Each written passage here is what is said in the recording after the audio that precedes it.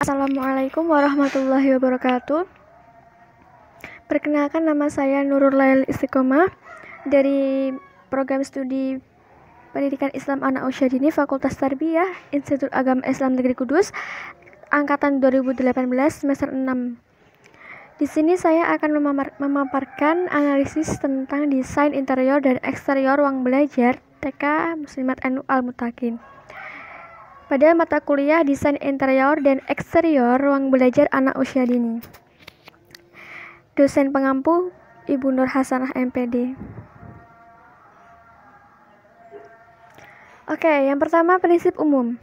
Sebelum masuk pada cara penataan masing-masing bagian ruangan, poin pertama ini akan dipaparkan terlebih dahulu prinsip-prinsip umum dalam penataan dan pengelolaan ruangan di taman kanak-kanak. Prinsip-prinsip umum ini berkenaan dengan penataan arah ruangan, ukuran ruangan, lantai, atap, dan lantai langit-langit, serta penataan dinding dan pemilihan warna ruangan. Yang pertama, arah ruangan. Dalam Mariana dan kawan-kawan tahun 2018 dituliskan bahwa secara umum sebuah ruangan kelas di TK sedikitnya akan mempengaruhi kondisi dan performance kelas tersebut. Ruangan kelas yang tampil menghadap ke arah datangnya cahaya dan udara akan lebih nyaman dan terasa dengan cahaya yang masuk ke ruangan tersebut, serta udara segar yang membuat anak dapat bernapas lega dan bebas. Namun jika letak arah ruangan tidak tepat, maka permasalahan tersebut dapat dikurangi dengan pewarnaan dinding kelas dengan cat warna yang lebih terang dan lembut. Nah, pada observasi yang saya dapatkan di TK Muslimat NU Al-Muttaqin ini, bangunannya itu terdiri dari 2 lantai. Lantai pertama itu terdapat 2 ruang kelas, 1 ruang kantor, 1 kamar mandi guru, dan 1 kamar mandi siswa, serta gudang. Lantai kedua terdapat 3 kelas dan 1 kamar mandi siswa. Ruang kelas pada lantai bawah dan atas itu menghadap ke arah datangnya cahaya. Hanya saja di lantai 2 itu pada kelas nomor 3 itu kelas jika dilihat itu terasa gelap, senyap, dan lembab. Mungkin dikarenakan kelas yang nomor 3 pada lantai atas itu berhadapan langsung dengan tangga penghubung, dinding tangga penghubung. Jadi mungkin itu yang menyebabkan terhalangnya kelas tersebut dari sinar matahari langsung ya. Menurut saya pada kelas nomor 3 di lantai atas itu akan mengurangi semangat keceriaan dan rasa bahagia anak-anak ketika melaksanakan pembelajaran. Hal ini dikarenakan kurangnya cahaya yang menerobos ke ruang kelas dan udara yang dihasilkan juga kurang dirasa kesegarannya. Lalu yang kedua, atap dan langit-langit. Struktur bangunan atap TK yang ideal adalah yang memiliki ketinggian yang berbeda.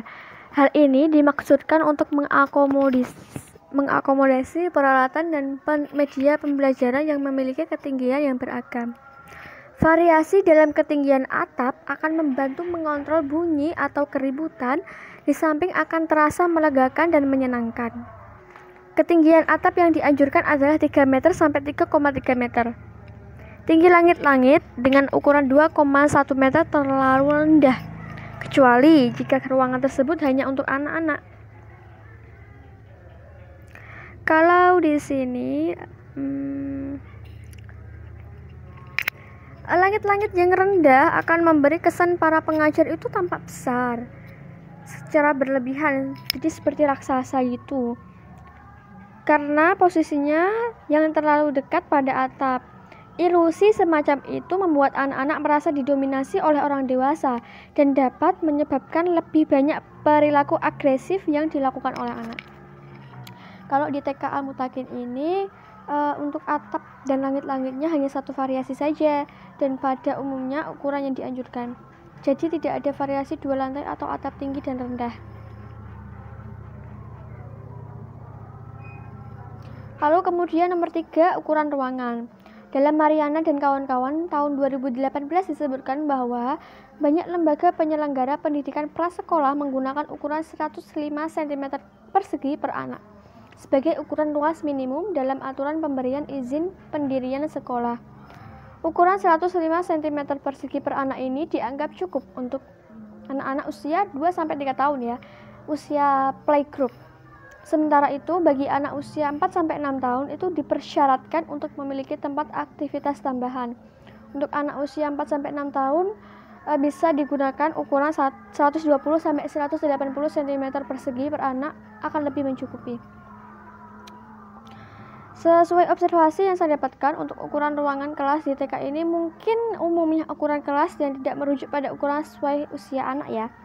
Hal ini dikarenakan lahan yang digunakan untuk membangun gedung sangat terbatas, memang sangat terbatas ya. Bahkan untuk halaman sekolah pun tidak luas. Tetapi untuk memenuhi syarat adanya ruang kelas A dan B sudah cukup baik dengan rata ada 15-17 anak per kelasnya. Lalu yang keempat, penataan dinding. Biasanya itu kan banyak sekali ya teman-teman sekolah yang ada memiliki penataan dinding yang berbeda. Ada yang menggunakan dinding permanen, ada yang menggunakan dinding non permanen. Nah, perbedaannya apa sih antara dinding permanen dan dinding tidak permanen ya, non permanen? Sekalipun dinding permanen itu memberikan privasi akustik, beberapa dinding interior yang tidak permanen dapat memberikan fleksibilitas yang lebih besar dalam penyusunan dan penataan ruangan. Hal ini tergantung kebutuhan dan kemampuan sekolah dalam melakukannya. Keuntungan dinding permanen diantaranya dapat meredam suara dan memberikan sensori akustik yang lebih baik. Sementara dinding tambahan yang tidak permanen relatif lebih mudah ditata, didesain ulang, dan dipindahkan sesuai kebutuhan, namun tidak mampu meredam suara dan kebisingan dari bagian lain. Nah, jadi untuk penataan dinding ini nanti kembali lagi ke kebutuhan dan kemampuan sekolahnya. Kalau dinding permanen itu memang lebih baik, lebih bagus dalam meredam suara, dalam meredam keributan dari kelas 1 ke kelas lain. Tetapi kalau dinding tidak permanen itu lebih fleksibilitas, lebih mudah ditata. Biasanya kan ada sekolah yang ingin tampil beda setiap tahun, setiap event, setiap semester. Nah, itu lebih memudahkan sekolahnya itu menggunakan dinding tidak permanen itu tadi. Untuk TK Muslimat Anu Al-Muttaqin ini menggunakan dinding yang tidak permanen, teman-teman. Lantai 1 maupun lantai 2 itu sama, tetapi perbedaannya kalau di lantai 2 itu dinding non permanennya itu lebih besar dan tinggi. Jadi kalau yang di lantai atas itu menggunakan sekrup. Kalaupun ingin membuka untuk sesuatu event itu harus dibuka sekrupnya dulu. Dan itu mungkin membutuhkan tukang ya, atau orang yang bisa ahli dalam membongkar. Kalau yang di bawah itu dinding tidak permanennya itu bisa didorong, bisa dipindah tempatkan, lebih fleksibel, tapi ya memang untuk meredam keributan atau suara dari kelas 1 ke kelas lain itu memang kurang bagus ya. Jadi itu masih terdengar suara anak-anak dari, intinya masih terdengar pembelajaran dari kelas lain. Jadi mungkin ya ada beberapa anak yang mungkin nanti fokusnya akan bercabang. Tapi itu juga tergantung kembali pada gurunya, bisa menghidupkan suasana kelasnya sendiri dan bisa memusatkan fokus anak itu terhadap kelasnya sendiri.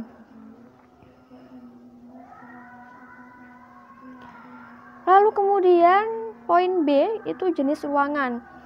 Jenis ruangan ini ada 5, teman-teman. Kalau di sekolah umumnya memang 5 bagian ini itu biasanya ada yang semua ada yang salah 1, 2 itu tidak ada. Itu juga kembali lagi ke kemampuan dan kebutuhan sekolahnya.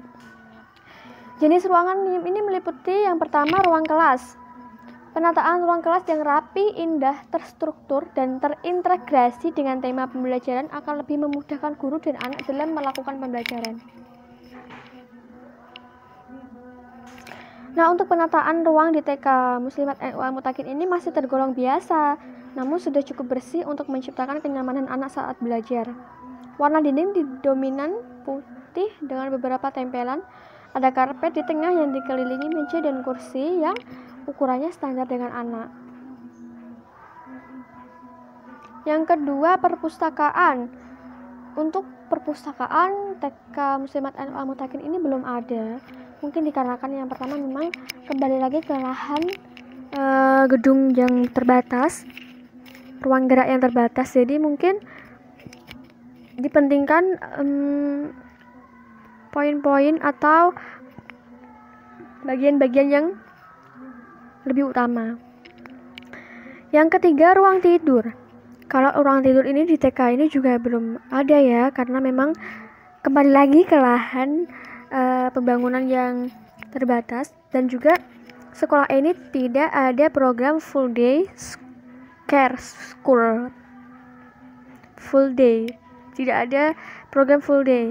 Cuman kalau misalkan ada anak yang lelah terus sakit, itu disediakan satu matras dan bantal.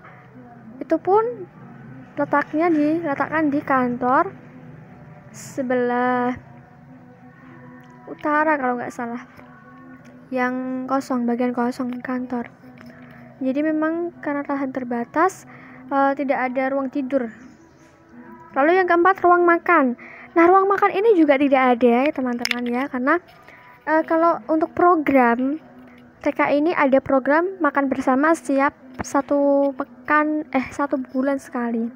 Itu pun memanfaatkan kelas A dan B di lantai bawah, yang kalau dinding non permanennya itu digeser itu menjadi aula.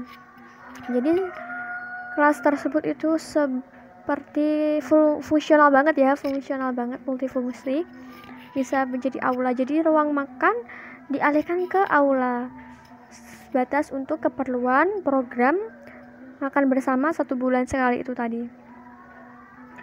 Yang kelima, gudang. Di TK Al-Mutakin ini memiliki gudang yang terletak di samping kamar mandi guru, agak menjorok ke belakang dari ruang kelas A, lantai bawah.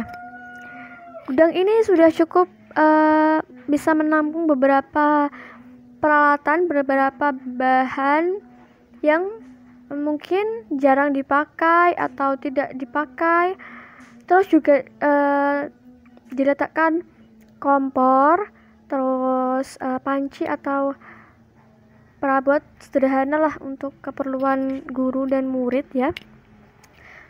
Tetapi untuk penataannya itu masih perlu renovasi ya, masih perlu perbaikan. Mungkin bisa ditata nanti, dikasih rak-rak gitu untuk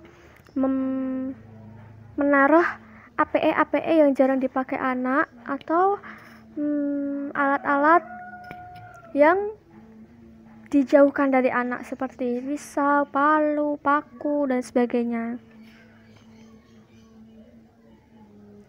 Lalu kemudian poin C, penataan ruangan dan perlengkapan. Ada beberapa poin di sini ya teman-teman. Yang pertama, ukuran anak sebagai standar. Perlengkapan dan material sebaiknya memiliki ukuran lebar, panjang, dan tinggi yang tepat untuk ukuran anak. Ini berarti papan gambar yang ditempel di dinding harus dalam posisi yang nyaman dilihat oleh anak, bukan nyaman dilihat oleh guru. Jadi di TK ini saya menjumpai itu berbagai macam tempelan ya, seperti tempelan alfabet, tempelan macam-macam binatang, macam-macam tumbuhan, macam-macam profesi, dan lain-lain sesuai areanya, sesuai itu pembahasannya. Juga terdapat cermin itu ditempel ke dinding, itu standar ukuran anak. Jadi tingginya itu dikira-kirakan bisa dicapai oleh anak. Jadi itu semua itu fasilitas itu ditujukan untuk anak dan untuk kenyamanan anak, bukan untuk guru, seperti itu. Lalu poin 2, pentingnya ruangan yang rapi. Ruangan sebaiknya itu diatur dan tidak acak-acakan. Lingkungan yang tidak teratur akan mengakibatkan munculnya perilaku serupa pada anak. Barang-barang untuk area khusus atau ruangan belajar dijaga dan dikelola sebaik-baiknya. Karena untuk kerapian dan kebersihan ruangan di TK ini itu sudah bersih, sudah rapi. APE, alat permainan edukasi, itu juga sudah diletakkan pada rak-rak yang sesuai, yang ditata di sisi sebelah kanan atau kiri ruangan kelas. Jadi nanti anak juga bisa memilih permainan apa yang akan dimainkan, itu sudah ada pada rak-rak yang tersusun rapi. Lalu poin ketiga, mempertimbangkan lalu lintas orang ketika merencanakan suatu ruangan kelas.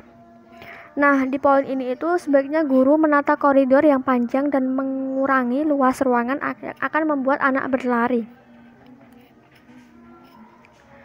Kalau di TK ini tempat cuci ini bisa dilakukan dengan cara guru dapat membagi ruangan dengan menyimpang dan menempatkan media pemisah. Guru juga dapat menempatkan area bermain dekat dengan tempat cuci tangan, sehingga memudahkan anak untuk membersihkan diri dan perlengkapannya. Kalau di TK ini, tempat cuci tangan itu rata-rata di samping pintu masuk kelas A lantai 1. Kalau untuk lantai 2 itu dibuatkan tempat cuci tangan dari pancor buatan. Itu pun tidak dekat dengan tempat alat bermain anak, karena tempat cuci tangan diletakkan di luar kelas, tapi masih bisa dijangkau anak dengan mudah. Kemudian poin yang keempat, memisahkan ruangan yang ribut dengan ruangan yang rapi.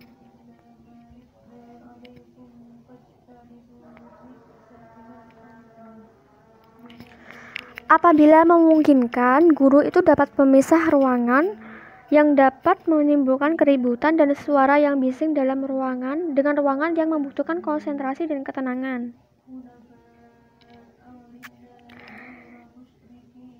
Misalnya ya, kita menempatkan ruangan musik berjauhan dengan ruangan bercerita. Hal ini dilakukan untuk membantu anak beraktivitas secara maksimal dan tidak saling mengganggu. Kalau di TK ini itu menggunakan dinding non permanen untuk menyekat kelas, jadi masih dapat mendengar suara dari kelas lain ketika pembelajaran. Hal ini akan membuat fokus anak terpecah karena di sisi lain dia mendengar dan melakukan apa yang diarahkan guru kelasnya sendiri, sedangkan di sisi lain juga dia mendengarkan suara anak dari kelas lain. Tetapi ini kembali lagi kepada gurunya. Apakah gurunya nanti itu bisa memusatkan fokus anak itu kepada kelasnya sendiri? Jadi ya sekreatifnya memang guru itu harus bisa menguasai kelas. Lalu poin kelima, kelas dan area luar harus bersih, rapi, dan menyenangkan. Lingkungan fisik itu harus bersih dan sehat untuk kesehatan. Suatu lingkungan fisik yang penuh dengan kesenangan, penuh warna,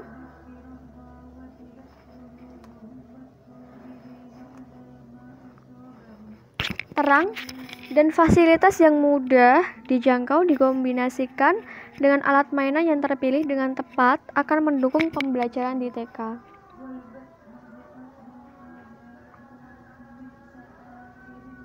Gambar yang menunjukkan anak-anak sedang bermain, bekerja, dan beraktivitas disimpan di dinding dengan ketinggian yang mudah dilihat dengan nyaman oleh anak.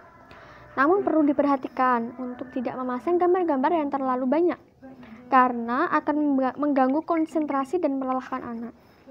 Prinsip sederhana namun indah merupakan panduan yang jadi pegangan dalam pengaturan fisik suatu ruangan di TK. Poin keenam, penempatan barang yang membantu pengawasan guru. Nah, di poin ini guru sebaiknya dapat melihat, mengawasi, dan menilai seluruh area kelasnya. Dengan demikian, dalam penempatan lemari dan rak yang tinggi, sebaiknya merapat atau berdekatan ke dinding. Sementara lemari atau rak yang pendek dapat digunakan sebagai pemisah ruangan atau pemisah area. Di TK ini tidak ada rak pendek yang berfungsi sebagai pengawasan dan pemisah antar area. Bahkan kalau saya amati, sekolah ini memang mengklaim lembaganya sebagai TK area. Namun mungkin secara sederhana, konsep pembelajarannya itu memang area, cuman tidak ada seperti pembatas dari area satu ke area yang lain itu tidak ada, karena memang ruang kelas yang memang biasa dengan ukuran standar. Jadi memang pada pembelajarannya area itu disederhanakan dengan kondisi penataan kelas. Poin ke-7, cara penyimpanan bahan dan perlengkapan belajar. Di sini perlu diperhatikan tempat penyimpanan perlengkapan dan bahan yang biasa digunakan dalam pembelajaran. Sebagai contoh, lem atau cat yang mudah mengeras harus segera dibersihkan dan disimpan jauh dari jangkauan anak. Sedangkan bahan seperti pensil, kertas, krayon, dan pensil warna sebaiknya ditempatkan di lokasi yang mudah dijangkau anak. Dan anak pun bertanggung jawab untuk merapikannya kembali. Kalau di TK ini, untuk cara penyimpanan bahan dan perlengkapan belajar sudah baik. Bahkan tiap anak itu diberi pouch yang berisi buku tugas harian, alat tulis, dan krayon masing-masing. Setiap anak diberi tugas harian itu nanti setelah dinilai juga dimasukkan ke dalam pouch itu masing-masing oleh anak. Jadi bisa tertata rapi seperti itu. Yang poin 8, memahami tujuan dan manfaat media yang dipergunakan. Di sini guru diharapkan memahami maksud dan arti dari setiap area dan setiap bagian dari perlengkapan dan material yang dipergunakannya. Ada kalanya guru perlu merenungkan dan mengevaluasikan diri terhadap segala aktivitas yang dilakukannya. Perlu diingat bahwa pengaturan fisik pada dasarnya adalah untuk melayani dan membantu memfasilitasi kebutuhan dan kegembiraan anak di kelas. Oke. Selanjutnya poin D, suasana psikologis yang kondusif. Ini ada 8 poin ya teman-teman. Yang pertama, kontrol lingkungan.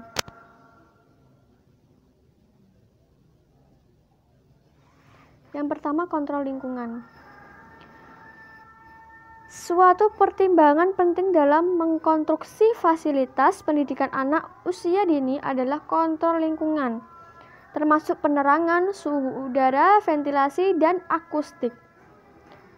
Jadi kontrol lingkungan ini mengontrol seluruh kehidupan di lembaga tersebut ya. Misalnya untuk penggunaan air baru akan dinyalakan ketika sudah dirasa air habis. Penyalaan kipas angin dan lampu juga demikian sesuai kebutuhan. Jadi tidak setiap hari itu seperti menyalakan kipas angin setiap hari itu kan nggak mungkin. Kalau pas kebetulan itu cuaca dingin, hujan, kan tidak mungkin ya menyalakan kipas angin, nanti kedinginan anak-anaknya teman-teman. Poin kedua, keamanan. Guru bertanggung jawab untuk mengawasi bangunan, ruangan, dan keamanan tempat bermain dan melatih anak-anak menggunakan bahan-bahan dan peralatan secara aman. Keselamatan anak ini selalu menjadi prioritas utama dan pertama. Misalnya di TK ini untuk stop kontak aliran listrik dipasang di atas. Ukuran tidak standar anak ya. Lalu peralatan berat seperti palu, paku, pisau, dan alat lainnya yang harus dijauhkan dari jangkauan anak disimpan di dalam gudang. Lalu poin yang ketiga, kenyamanan. Guru bertanggung jawab untuk memastikan anak-anak dapat menggunakan tempat untuk belajar dengan mudah dan cukup nyaman. Untuk melakukan aktivitas pembelajaran yang bermakna dan menyenangkan dibutuhkan suhu udara yang nyaman, udara yang segar, dan penerangan yang mencukupi. Anak-anak juga merasa lebih nyaman ketika ukuran furniture cocok dengan tinggi mereka. Misalkan untuk furniture di TK ini sudah disesuaikan ukurannya dengan tinggi rata-rata anak usia dini, anak usia TK maksudnya ya. Seperti kursi, meja, itu tingginya memang ukuran standar anak, jadi mereka nyaman ketika melakukan pembelajaran. Yang keempat, daya tarik. Sebuah lingkungan belajar yang menarik memiliki potensi yang besar dalam membantu kelancaran dan efektivitas proses pembelajaran. Suatu lingkungan yang menarik adalah lingkungan yang dapat menarik perasaan dan pikiran anak serta memacu rasa ingin tahu anak. Pada poin ini, guru bertanggung jawab untuk menyediakan lingkungan yang bersih dan tertib bagi anak. Tata ruang kelas sehingga tidak tampak acak-acakan, bersih dan enak dipandang. Jadi sebelum dilakukannya pembelajaran yang menyenangkan dan seru ya, efektif untuk anak, itu juga diperhatikan kenyamanan, rasa nyaman anak itu terlebih dahulu, kemudian daya tarik. Jadi menarik minat anak untuk melakukan kegiatan bersama dalam satu hari tersebut. Lalu poin yang kelima ini menumbuhkan tanggung jawab dan rasa pemeliharaan. Guru membantu kepedulian anak-anak terhadap pelajaran dan lingkungan hidup mereka sebagai bagian dari tanggung jawab belajar. Anak-anak harus didukung untuk menyimpan barang-barang ke tempat asalnya. Misalkan ketika waktu istirahat, anak-anak bermain APE atau bermain permainan yang sudah disediakan dalam ruang kelas. Nah, ketika anak-anak sudah selesai bermain, maka kalaupun anak-anak tadi itu tidak dengan kesadaran dirinya sendiri, maka guru itu sudah kewajiban untuk mengingatkan ya. Misalnya, ayo dek, tadi siapa yang habis main ini? Ayo, mainannya harus dikembalikan ke tempatnya ya, supaya kelasnya tetap bersih dan rapi.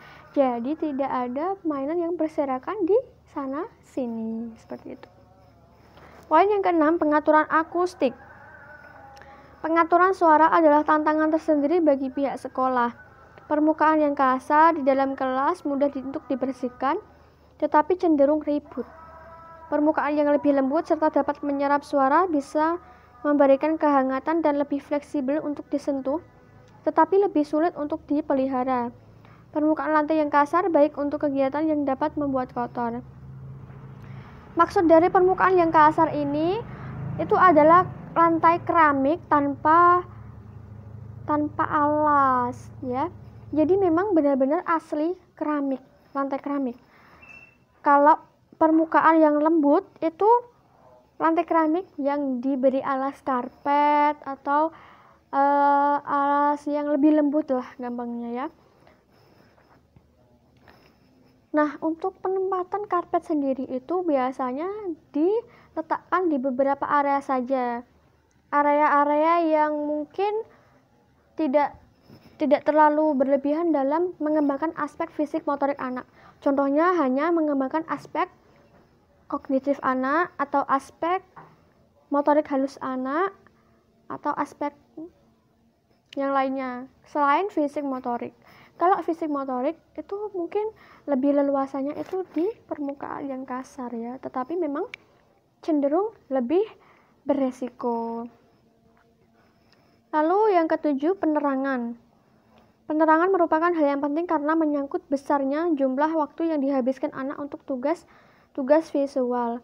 Cahaya yang terdifusi atau tersebar seperti lampu neon atau TL di atas panel sebaran plastik hendaklah dipertimbangkan dalam penggunaannya untuk anak kecil.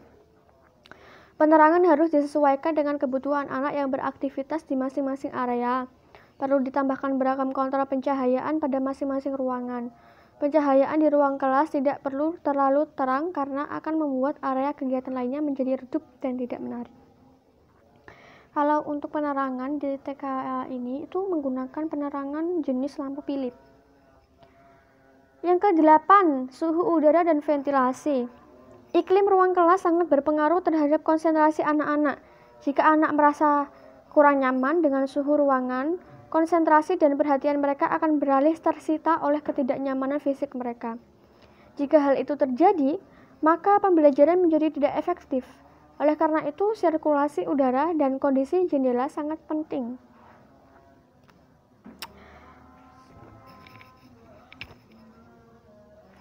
Nah, teman-teman, itu tadi pemaparan hasil analisis tentang desain interior ruang kelas di TK Muslimat Ainul Al-Mutakin. Setelah melakukan observasi di TK tersebut, dapat disimpulkan bahwa sekolah ini untuk penataan desain interior dan eksteriornya memang masih jauh dari kata ideal ya teman-teman. Walaupun sumber daya manusianya itu bagus, program-programnya itu juga bagus. Ada program tahfidz juz amma, terus ada program akan bersama tadi, ada program keaswajaan, pembiasaan untuk anak usia dini. Tetapi memang untuk menciptakan lingkungan belajar yang baik dan berkualitas serta menyenangkan memang diperlukan adanya lingkungan belajar, adanya pengelolaan yang tepat dari segi lahan bangunan sekolah, fasilitas, bantuan ide pikiran, tenaga, dan materi untuk menciptakan lingkungan yang kondusif dan menyenangkan. Tetapi meskipun dalam lahan dan ruang gerak yang terbatas, bisa diakali dengan dinding-dindingnya dilukis karakter anak. Hal ini juga bisa meningkatkan semangat anak dalam belajar di sekolah dan membuat daya tarik anak itu juga tinggi. Apalagi jika lukisannya itu ada beberapa macam karakter. Seperti itu teman-teman. Nah, sekian dari hasil analisis yang dapat kami sampaikan. Terima kasih sudah menyimak. Semoga bermanfaat. Sampai jumpa di lain waktu. Wassalamualaikum warahmatullahi wabarakatuh.